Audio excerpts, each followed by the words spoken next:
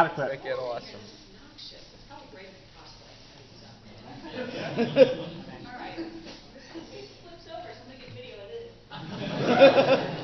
Oh. Hey. How is everyone? Great. Doing Everybody great. having fun? Yeah. Are you doing good things? Yeah. That's what I keep telling You myself. can do good and bad things. Yeah. Just always make sure you do something good for someone every day. So we're taking questions. We're talking about stuff, right? Yep. All right. Can. That's how we do this. I saw your hand first. Yes. How was it playing Carl Denvers for Earth's Mightiest Hero? It was amazing. Playing Miss Marvel is fantastic.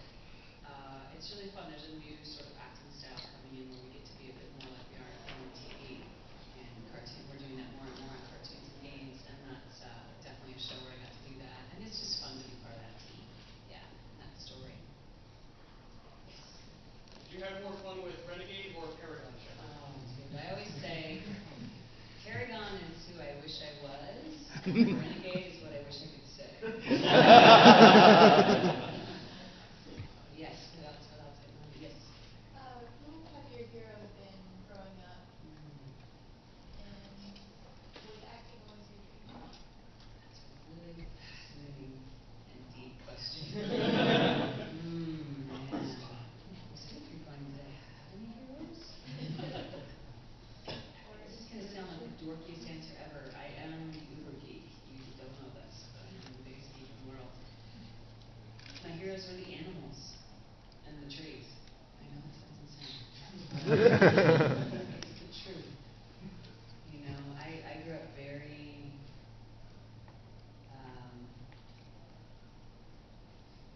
yeah. I'll leave it at that. It's a long conversation. Who else? Who else? Yes. So in the 90s, you were cast as Felicia Hardy in Black Cat, and up against where Christopher Daniel Barnes as Peter Parker. Yes. Now, fast forward a few years, you're playing Cinderella and he's playing the prince. Coincidence or no? Right? Oh, wow. I'm gonna ask the universe about that one. I don't know. That was crazy, right? Yeah, it was neat. Only Harbinger will know that one. Only And so- Harbinger. Has to be a lucid man. I don't know. This kind of thing. Hopefully. Other voice actor who you admire and respect Oh, for? all of them. Seriously, I wouldn't have half the abilities and skills that I have without people around me like, Rob Paulsen and Maurice and Dee Baker and Grades of Kyle, Kari Walgren, Laura Bailey, they're just all so extraordinary. Cass, you see, you may or may not know who she is, but she inspired me to be better and better and better and better, and still does. Yeah, they're all, every one of them. Dee Baker. Love my Dee. Yeah. From all the characters you voiced in the past and everything, what was the key to making certain scenes that you had to do believable? Was there a thought or some sort of process you had did to give that voice a believability, in Yeah. terms of anger or sadness, or to make that emotion believable? Believability to me is always the holy grail of acting, and I think for me the truth is they will believe it if you do. And there's this sort of third or outside observer thing, and if you're observing yourself while you're acting, you're not in it. You need to let that go and disappear into what's going on. You have a sacred job, and that is to take a story that some brilliant, amazing writer, and all writers are amazing. I don't care how good they are or aren't. That you even do it is amazing, and I am so grateful. It's true. Everyone has their acting process. I have mine. I've studied and studied and studied. I still study, and because it's an evolving craft, and I'm an evolving human. I want my doctor to do continuing education. Why wouldn't I? So everyone has their craft. You get your craft in line. For me, it's about what's our common humanity. Because do you guys know Joseph Campbell? Yeah. Yep. Sort of. Everyone's so bright. Oh, so great. There's our common humanity. There are the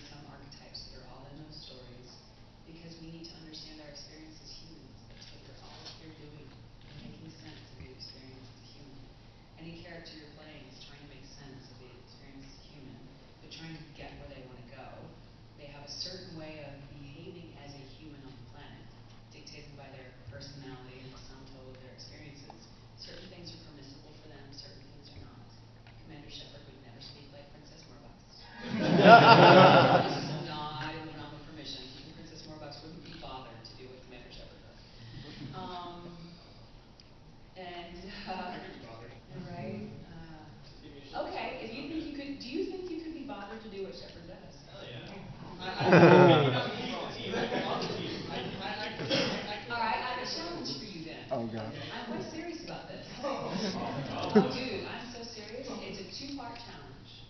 Okay. Okay? Does anybody here? You guys are on Twitter, right? I'm not on Twitter. Okay, you have a friend who is. There's a bunch of people in this room you can ask who are. So here's my challenge. If you really think you can shepherd, and I believe you can, you just have to get off your butt and do it. Two things. I want you to go back through my tweets. I'll retweet it today.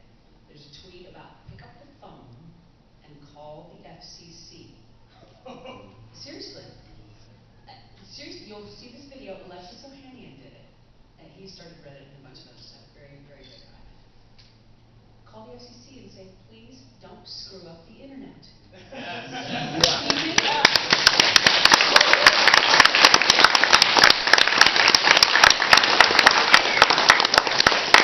Because here's the thing, with this age group in here, everyone's like, yeah, that's an awesome idea, and no one picks up the phone and does it.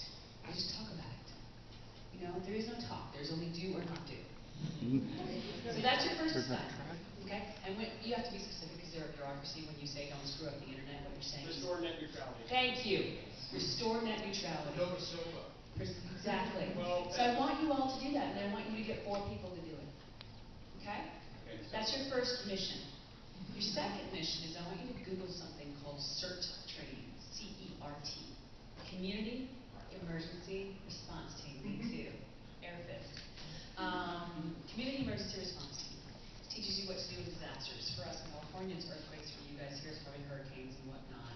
And, you know, should something crazy come down the pike for all of us at some point, there's going to need to be someone out there who has a gap between their emotional response and the action they take, and pauses within that gap to go, what's the best course of action here for all of us? coming from a family of preppers. Me or you? Well, me. Well, my father is a prepper, which is weird because he's a liberal. Yeah. Everyone should be a prepper. But I think we need to change the definition of prepper, which is I take care of my business, I take care of my people. I just call them prepared individuals. Yeah, and what you want to do is like, okay, if there's a hurricane or some big disaster or everything kind of goes crazy or whatever, barbecue my house 7 o'clock. I call it the backyard barbecue revolution. We're not going to get mad. We're not going to go running out in the streets and go, you know? We're going to go, let's help those people do that. Let's go have a barbecue. My house tonight, your house tomorrow night, you got this and that, I've got the other stuff. Great. So those are your 2 missions. Yeah, it's like the Underground Railroad, but with bridge. Right, Underground Railroad with bridge, I like it. Underground Railroad, pick you. Oh, no, it's not okay. Okay, back to questions. Yes? Hi, first of all, it was an honor working with you last Thursday night. Second of all, you spoke briefly to your class about the difference Thank between you. the I performance. didn't even register. You didn't correct, you didn't. Oh my God, Max. Hi. Sorry. So anyway, Call you you out. spoke briefly to your class about how you adapted your performance between Mass Effect 1 and Mass Effect 3. Can you elaborate more on that, like how the visual changes to the game affected your performance and how, if it felt different, you know, the way you Yes. adapted your performance? Yes. Game acting in the beginning was a little bit more like acting in a play. You know, it's a little bigger. You indicate a little more and show stuff a little more because the visuals just were a little more national. They were just being born. They were just kind of coming into their own in terms of just demonstrating believable human behavior. That was in the very beginning. In the beginning, there were questionable visuals. No. As gaming has evolved and technology has evolved, you can see an eyebrow raise and a glance, and you can see everything. You know, most of our communication is nonverbal. And so the acting has evolved. At the beginning of Mass Effect 1, we weren't in the baby stages of it. We were, you know, in the later stages, but we still had to kind of dress it up a little bit more. You know, it was a play, but maybe it was a small theater. By the time we got to Mass Effect 3, it's a movie, and the camera's up your nose. There's a saying in on-camera acting, which is thought registers on camera. And your best actors are the ones, there's the ones where you can watch them and go, that was awesome, that was really cool. And then there's the ones where you watch and you go, oh my God. You know, they're having an experience. They're not acting for you. By the time we got to Mass Effect 3, we were more in the latter category, and it was neat. Thought not only registers on camera, it registers on the microphone as well, because it's in your body. I'm having the experience, you will. So, good question. Yes, yes. What job did you particularly have when that you received that you knew that this is what you wanted to do for the rest of your life? I'm still waiting for that bill, that bulletin. I'm a pragmatist. I am, I'm an artist and I'm a business person as well. And I'm quite grateful for that actually because it protects my art. The first time I got a voiceover gig, I was working at an audio studio as a PA, and I was singing in rock clubs. So I was like, I'm a singer. That's my thing. I love it. I have no idea how I'll make any money, but I love it. And then I got this voiceover gig, and they paid me $30, and I was like, what? This is amazing. So the pragmatist in me worked very hard. I was still a teenager. I worked really hard, and I would make my demo, and I would listen to it and go, oh. Because the learning curve in the beginning is about like this, And I would remake it, and then 2 months later, I'd be like, what? Redo it, door to door, cold calling ad agencies on a schedule, pit in my stomach, terrified, shaking, feeling like a nerd, questioning myself, slog through all that stuff, and started to make money. And so, got my first film audition, booked that, blah, blah, blah. And pretty soon it was obvious, like, okay, acting's going to pay you money. Rock and roll, maybe not. So I continued to act. That's how I fell into it. Yeah, and I got a theater scholarship in college, a big one, a good one. Didn't like stage for me. It didn't suit me. But then, so I was like, oh, I know that's acting thing. Then I got my first film, and I was like, oh, yes, that's it. That feels right to me. Yeah. So, yes. So you said you were into music. Oh, yeah. You're very worldly. Do you want to ever go back into that? Oh, yeah. I still sing. Yeah. And I still write a little bit. I keep saying, every freaking year I say I'm going to record my songs, and I sort of started sending to a friend of mine, Stephen, and letting him hear them. So, and my husband's like, please, will you please record these? And I'm like, okay. And then I just get too busy. So, yeah, I love it. Yes. What was that first gig? That first voice gig? Oh my God, it was a radio spot for like a car dealership, and I was Does it still exist somewhere? Can we hear it? no, I hope not. No. Google it. My first jingle was for Chevrolet. And actually, I loved it. It was listen to the heartbeat of America.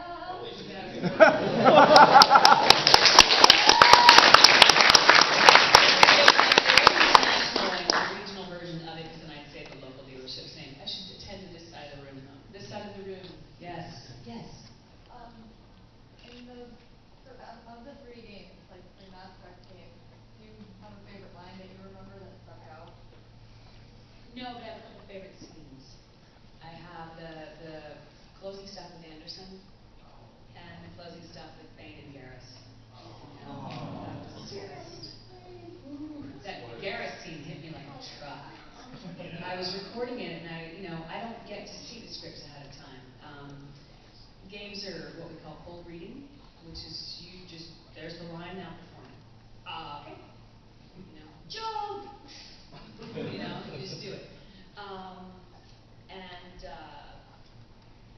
I read, going through, and I'll scan it just so I know the words, and I comprehend the human situation, who I am and what my role, blah, blah, blah. And so I scanned it, and then I go to speak it, and I was like, Shepard doesn't cry, Shepard doesn't cry, Shepard doesn't cry.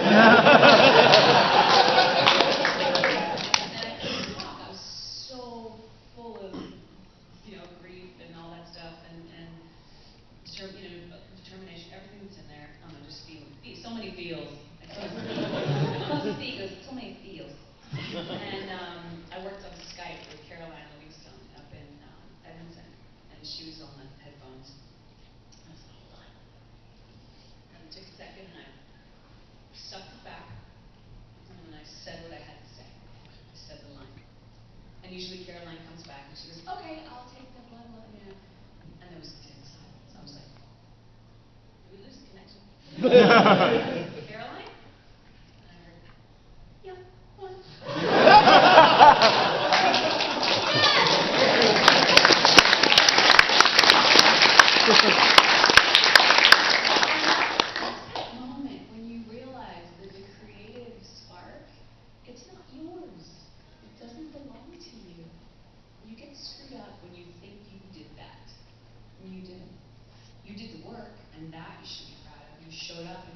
enough to jump. But that doesn't belong to you. That belongs to the universe and to all of us. And you be proud of yourself because you showed up in that moment and you did your job. But you don't own that. That belongs to all of us. So, yes, this side needs a little more love. Anyone, Bueller, anyone? Yes. If you had a chance, who would you hang out with in the Mass Effect universe? Like, which species would you hang out with? Oh, I don't want to pick a species. Aw. I mean, I go immediately to the castmates and who I love, and I love all of them. I love Steve Bloom and Ali Hillis and Tricia Helfer, and I love all those guys, and I would hang out with them anytime, so don't make me pick. I don't think Rex or Grunt would like it. No, I love Steve. Well, Steve is Grunt, yeah, so yeah. Yes. Do you have a favorite genre to work in, or do you love them all equally? You know, I love them all. Like, I love the super nutball stuff, like, Powerpuff Girls and Billy and Mandy and all that crazy. I do have a soft spot for my sci-fi. That's my thing. Like, I'm so, to this day, mourning that nothing has come along anywhere near as good as Battlestar Galactica. Agreed. Right? On television, I should say.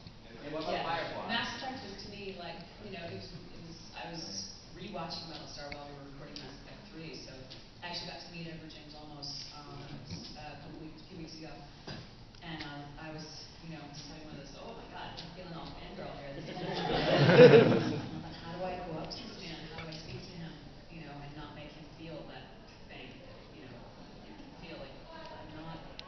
So I was able to say, your work has informed my work and inspired it and made it better, so thank you. And it's true, because all during ME3 I was watching that, and I was like, okay, I want to be that connected and that truth to what's on the page. So, yes. If when you're in the studio, and you're giving those cold readings, do you ever have to like gesticulate or move like what kind of like in intense moments of the series, like say in your favorite moment, like or your most violent Well, moment? battle stuff, death stuff, I always move, but I've trained myself to move, and everything moves, but this stays inside that 3-inch box. Because if I'm talking to you and then I go over here, I've just totally screwed up the take. Or if I'm talking to you and I go, so anyway, I can't use it. You train yourself, you stay here. And I've done scenes with actors in animation who were right here, and I'm having an intimate scene looking at them, but I can't do that. I have to stay here. So, yeah. Yes. How do you prepare to embody a character like that, just Shepard, where you're dealing with situations that you wouldn't really find in the world, but You might not find them in the world, but if you look at the common humanity of them, I am a leader. Okay? I have a past that looks like X, Y, and Z. Well, I didn't do that and that, but that's similar to A, B, and C. Okay, great. This Shepard wants to get this done. I wish in my life I could get that done. You just line it all up and you find your common humanity. Because the truth is, we're all the same. We're all one. We are all, molecularly, we are all one in terms of quantum physics. Yes. Oh my gosh, I just want some attention. Authenticity, ladies and gentlemen. Yes. So I just want to say, all of the Mass Effect 3 endings, I cried like a little baby when I saw them. Which of them was the most fun to record? Garrett. Yeah. That one, I don't know what happened. I don't know what happened. It's not mine, so I don't know. Yes. Yeah, for Metal Gear Solid fans like myself, we know you as Dr. Naomi Hunter. Now, when you reprised the role in the Twin Snakes in Metal Gear Solid 4, there's a noticeable accent change. Could you give us some insights into what facilitated that, and do you have a preference for which version? The insight is they told me to. Preferences, I like them both. I like the accent was fun early on, but the acting style had evolved by 4, and I love that. I love being able to just drop and let it be exactly what it is in that moment. I don't like planning stuff. I find it's inauthentic. And even in conversations, I don't like to plan. It's just not